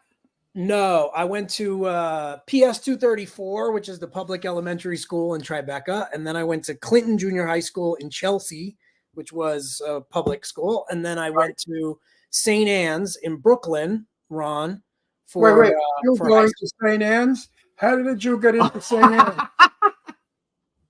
It's a progressive school. Very progressive. Yeah. Very progressive. I burned up every time I showed up at school. I went up in flames. I wanted to go to Temple, and my father said no. And I said, but why? He said, because I don't want you to be stupid. I said, why am I going to be stupid? He said, you go there and you believe all that bullshit. I said, Pa, you're a Jew. He said, yeah, but that doesn't mean anything. He said, the Catholics are worse than the Jews. My father just did not believe in religion. Right. He was a socialist. He was a communist. And communists don't believe in a religion. So I am I have it at the repair shop, but I wear a star. But it's missing one prong. And people say, why is it missing one prong? I say, because I'm half Jewish. So I'm not entitled to the full star. That's a joke. It's a terrible joke. It's not a terrible joke. People love it. Oh, my Jewish people love it. They say, yeah. But I say, but I identify as Jewish. I don't identify as Christian. No, that's true. So where's the best bagels in Palm Springs? There are none. There's no good bagels in Palm Springs. There are none. There's no Chinese food in Palm Springs. Rubber. The pizza all is like rubber. It's you terrible. Can play hockey with the bagels here. Horrible. Terrible. There's no Jewish deli here. The two they have, Manhattan Deli and the other one, they claim they're not. So do you have nothing is like what's his name down in 14th Street in H&H? No, the other guy. What's his name? Oh, the best one. Yeah. I love it. I go there all. Jimmy and I took. Yeah, you we went there. We even shot a little video of you eating No, in there. nobody makes chopped chicken liver like he does. I don't eat it. The best. So let's go back. I want to go back. So you've done all these like cool projects. You've expanded into directing. Do you have, out of all your body of work, do you have like something like certain films that like you enjoyed the best, or like that are more your favorite just from good experiences? Yeah, I mean, I've been fortunate to work with a lot of my heroes, and so, you know, Scary Movie for sure, because I was a big fan of Keenen Ivory Wayans growing up, and I'm Gonna Get You Sucker was like my favorite movie. So when that came about, and just to work with them and like still be friendly and collaborating with them for the past, you know, however many years, 25 years, is just a dream come true for me. And then, you know, Meet the Parents, working with Bob De Niro and Ben Stiller, two other people that I, you know, loved my whole life, was awesome. And so I'm very proud when I look at those films. But in terms of performance, I'm in a movie called Outside Providence, which great movie. Yeah, really good movie. And the Farrelly brothers wrote it, about their experiences growing up in Rhode Island in the 70s. And I'm very proud of my work in that movie. I play a character named Drugs Delaney. I saw that way before, like I knew you, and it has Sean Hattasy, who I'm a big fan of. You know me. And Richard Jenkins. Richard Jenkins, Sean Hattasy, Amy Smart. The movie's that old. Directed by Mike Carenti and How old is this Alec movie? Baldwin. Huh? How old is this movie? It came out in 99, I think. 1999. I want to see it now. It's a good movie. Good movie. The Faculty is a great movie. Another movie that I really liked a lot, and probably nobody even asked you about it, but I thought it was a really cute movie, was Masterminds. Oh, thank you. Skateboarding movie. Like, what a great movie. Gleaming the Cube growing up was one of my favorite movies with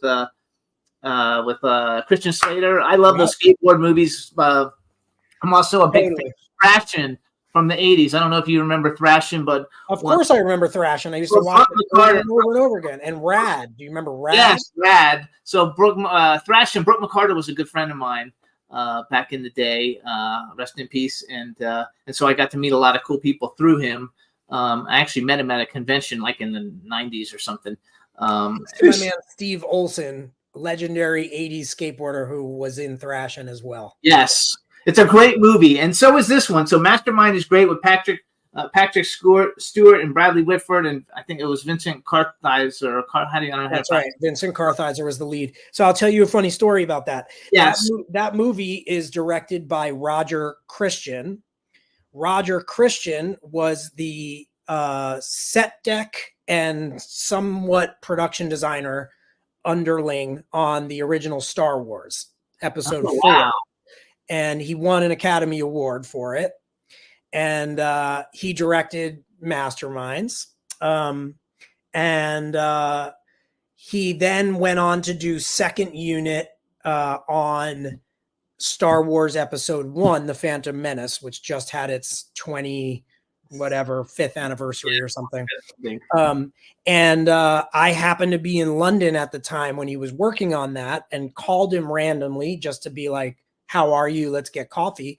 And I said, what are you doing? And he said, oh, I'm directing second unit on the new Star Wars. And I was like, oh my God, please, please, please. Like, can I come visit? Can I come visit? And he was like, yeah, like if you can get here, he was like, I'll put you in something. And so I was like, great. So I hopped on a train to Leavesden Studios, and I found him, and he put me in the movie as Naboo flight crew, and I'm being held hostage by droids, and Obi-Wan and Liam Neeson rescue me.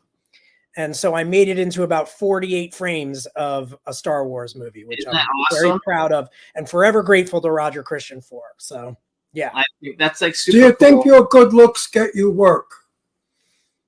Sure. But I think sometimes that stuff can hurt you. Mine do. I'm serious. Yeah. Listen, when they need an old bag, 84 years old, how many are alive? Not many. And those that are alive are shitting and pissing in their pants, and they don't know where they are. So they say, get the only one that's conscious, and that's Ron Russell. but he's very pretty. So we can't have him play monsters or anything bad. So this is my point. Your handsome, pretty looks can be really against you. That's right. That's right. It depends on what you want to do and how much of a range you have, because sometimes people just don't see you as being capable of being Frankenstein's monster. Not even that. I think I would like to see some work of yours where you play a really mean, rotten, cruel, horrible human. Well, I've played a couple agents, so there you go. That's not fair. No, because I think that your face is too sweet to play those parts. Thank you. I never got them. Because they said, no, you're too pretty. When I got laughed out of like a audition once where it was like to be a kind of young mob guy. And, I think for the same reason you're talking about, the director started laughing and couldn't stop laughing. And I was like, okay, I'll see you later. Like, that's not going to go my way. But Do you still have to but audition? wait a minute. Oh. Now, as an old bag, with my face falling off, I play mobsters. I play mafia because of my Brooklyn accent, and my face got ugly and old. But when I was young, I was like you. I was beautiful. Oh no, I used to hate it. When I was little, people would say he's so pretty, and I'd get mad because I wanted to be handsome, not pretty. And that pretty face went with me for many years. Okay, so thank God it's gone. So do you still have to audition? Yes, I still audition all the time. Okay. I wish I didn't have to audition. I don't love the process of auditioning, but yeah, sure. I audition all the time. And, sometimes through connections or whatever, I get offered work, but it's mostly audition game. I mean, everything is so different now. Yes. Now that it's all sort of Wall Street and stuff, people want to make sure their investments are truly backed up and hedged. So, yeah, that because I'm producing a bunch of films, and that's always a problem. It's always a problem, Because one thing is you haven't pigeonholed yourself though, because like you actually, when I first saw you in Scary Movie, I thought, oh, he's great, he's really like funny, but really, comedy is just one little thing that you do. You actually fit into everything. You haven't pigeonholed yourself like other people have. Yeah, you're only stuck into one genre and one thing. You can do everything, which is really good thing you didn't get stuck in the soap opera world. Sure. That Although, world, never get out of that world. Yeah, very hard to break out of it once you're Sean in it. Kanan is my best friend, and he's been in soaps forever, and it's so hard to get him out. You know who Sean Kanan is? No. Cobra Kai? He was. Yeah. Cobra Kai. Yeah, and he can't get out of soaps. But I think now he might be able to. I mean, work is work, right? Yeah, that's work true. Is work. Yeah, you know what? But you get to a point where the work, where the money doesn't matter and the work does. Right.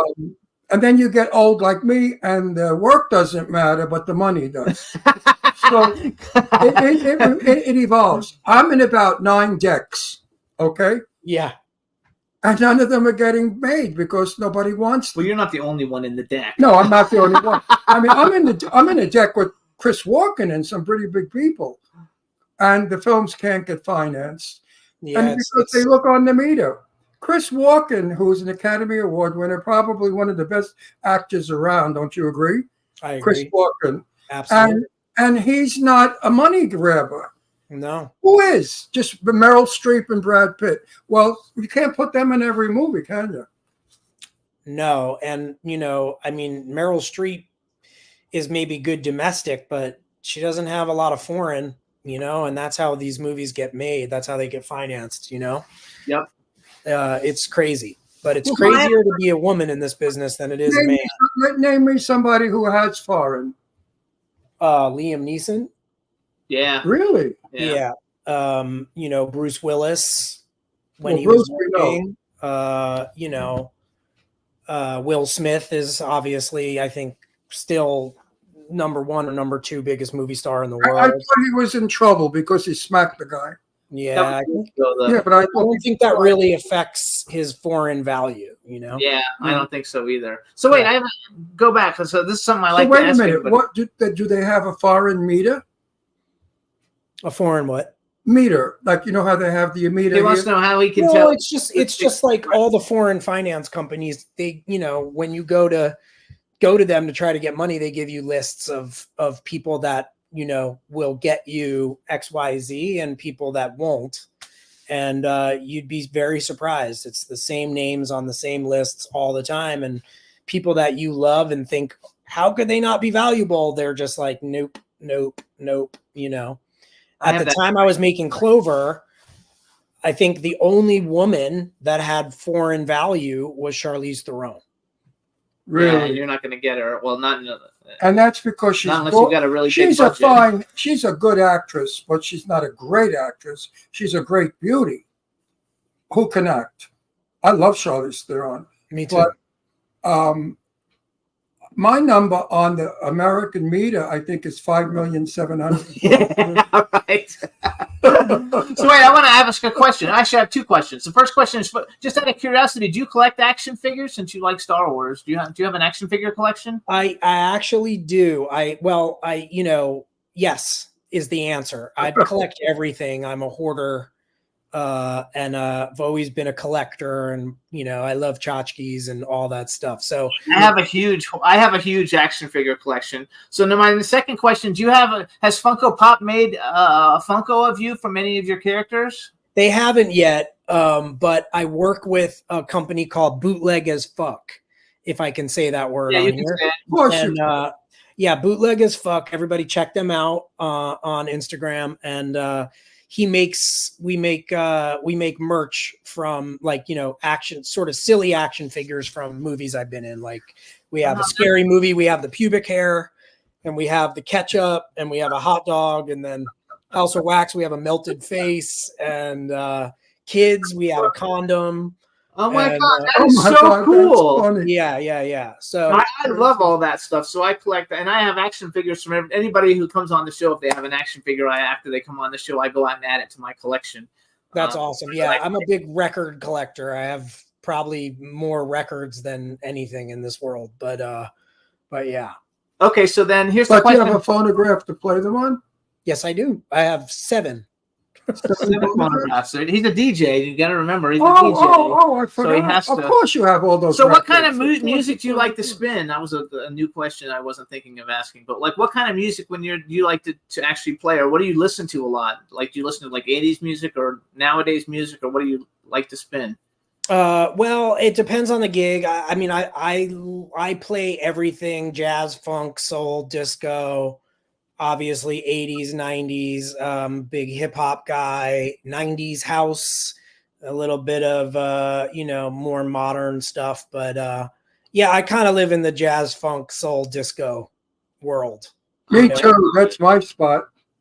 We're actually friends with a lot of. I never left disco. So I'm a publicist for my everyday while I'm trying to raise money. And so some of my clients are like CeCe Peniston. I used to work with PM Dawn. Of which I could say I have on film CeCe Peniston and I dancing together to Find a Lead. I love that. Yeah, I love that. I work with a lot of CeCe and I really were at it. I love CeCe. That was a big record. That was a big record. And CeCe is probably one of the most delicious women I've ever met. We have a She's whole bunch. So I'm big into music. So I got named Best Music Entertainment Publicist in the United States. So I'm really big into it. Oh, yay for you. So that's awesome. That's okay. So here's what I want to ask though then. Okay, so this is what I ask all the actors. You probably heard it on The Last Guy if you were there. Bucket list. So you've already worked with fucking everybody on the planet. Male and female actor that you have never worked with that you would like to work with. And then if you could have been in any movie ever made in history, and the actor could be living or dead, and if you could be in any movie ever made in history, what movie would you have liked to have been in? Okay. All right. Let's see. Actor or actress, living or dead, or actor and actress? Actor and actress, living or dead. Even dead. I would very much have liked to work with Dick Miller. Who? Dick Miller. Wow. Who's Nobody's that? ever picked Dick Miller. Dick Miller? Yeah. Why don't I know that name? He's my kind of actor. And I met him when I was a kid, and he was great. And I went up to him and I said, and he said, I'm Dick Miller. I'm in everything. And I just love that about him. And, you know, it would have been fun I to know who he is when he sees a picture of him. Because I'm not familiar. I know everybody. He's the neighbor in Gremlins.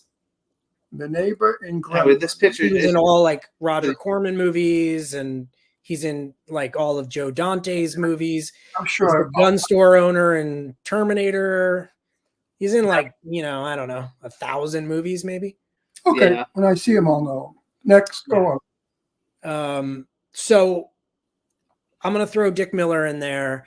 This is a controversial one, but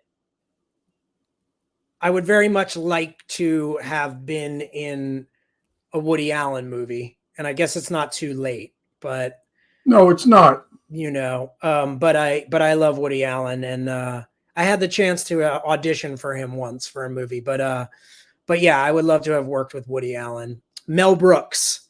Mel Brooks is another one. Good. Oh, I Very would good. love to also. I Yeah. love Brooks, and I loved his wife, who I met in New York City, Annie, and she was, Jesus Christ, the most. That's a good I- one, though. Nobody's ever picked Mel Brooks either. No, or Dick but I Miller. thought Anne Bancroft was like going to make me coffee and cake Aw. in the subway. You know, Yeah. she was that kind of woman. You met her, and she was just the nicest, most down to earth, funny lady. Okay, so hang on. What movie would you have liked to have Songus. been in? I would have liked to have been in Taxi Driver, Oh, wow. Interesting. That's a good and I would have liked to have been in any Cassavetes movie. Wow. Yes. That's freaking Yeah. awesome. And I'm going to go with actress. I'm going to go with Jenna Rollins. Oh yes, Wow, yes, great yes. one. She Yeah. lived right down the road from us, and I always wanted to go in her development to meet her, but I never did. I'm a fan of Jenna Rollins for years. Very good Yeah. picks, though, and very different. Like, they're very Yeah, very different good. than what other people Yeah. pick. I love them. Listen, I love them. listen. I have to tell you something. Like your father, I'll be like your father. Men that are not attractive cover their faces with hair. He's going to tell you Now ditch wait the a beard. second. If you shave, You only have a that- minute, so hurry up. if you shave, that Shane and Punham is going to sparkle like there's no tomorrow. Get rid of the beard. It looks seedy. It looks like you didn't shower. It's taking away from your handsome Yiddish face. Do me a favor. Shave already. Okay, you got it.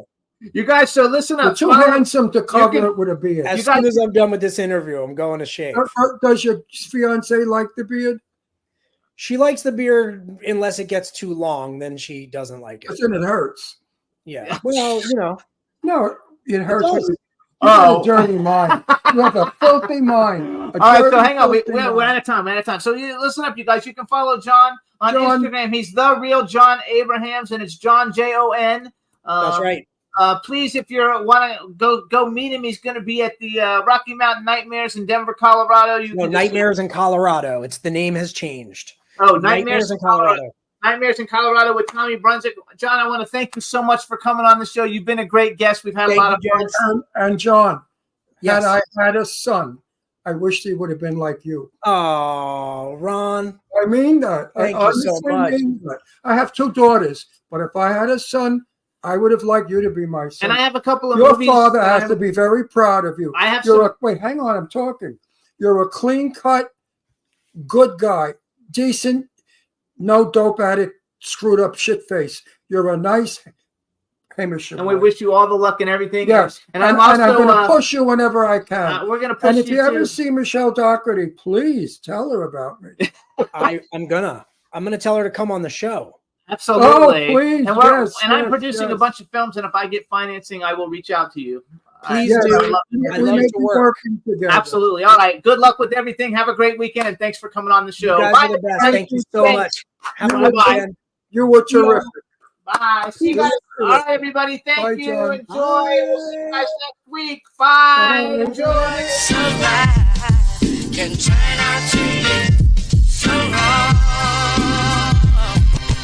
Yeah, we in the mix. Yeah, we in the mix, it's another episode. Here we go, the Jimmy Star Show with Ron Russell. Interviewing the hottest, newest, and truest of today's celebrities. Make sure to subscribe so you can get notified weekly. Jimmy Star, he's the king of cool. Ron Russell, he's a gorgeous dude. Chat room is live and you would be a fool not to vibe with us at the Jimmy Star Show with Ron Russell. Come watch it live on W4CY Radio. Miss some past episodes, download on iTunes. The Jimmy Star Show with Ron Russell. It's the Jimmy Star Show with Ron Russell.